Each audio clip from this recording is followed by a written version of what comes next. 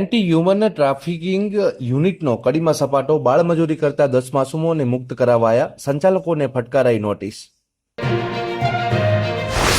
Police વડાના નેતૃત્વમાં mega surprise checking, food patrolling, વાહન ચેકિંગ અને વેપારીઓ સાથે સંવાદ કરવામાં આવ્યો.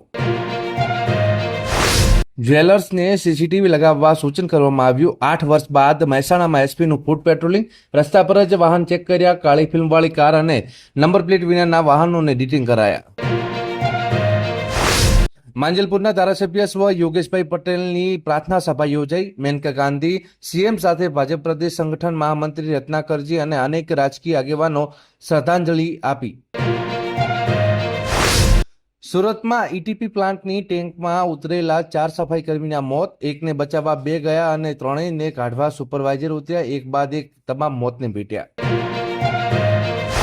માવો ખાવા ગલ્લો ખોલાવવાની જીદથી 2 મિત્રોને મોત મળ્યું. સીસીટીવી આવ્યા સામે.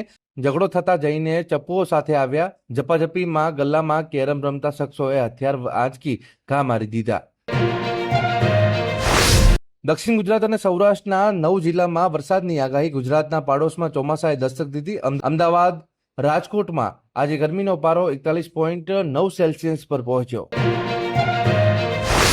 ઈશનપુરના વૃદ્ધને શેરબજારમાં રોકાણ કરાવી 90 લાખથી વધુ પડાવ્યા. બીઓઆઈના ફેક કેવાયસી લેટર અને એપીકે ફાઇલ ઇન્સ્ટોલ કરતા નિકોલની મહિલાના ખાતામાંથી 7.46 લાખ સાફ થઈ ગયા.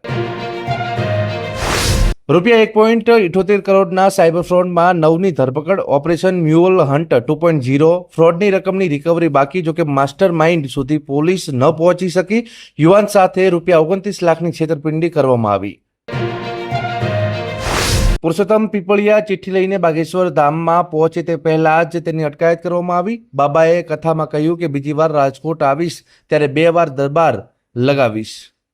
દેશ અને દુનિયાના સમાચાર જોવા માટે અમારી ચેનલ MG લાઈવ ન્યૂઝને સબસ્ક્રાઇબ કરો અને બેલ આઇકોન પર ક્લિક કરો, જેથી રોજે રોજની અપડેટ આપને મળતી રહે.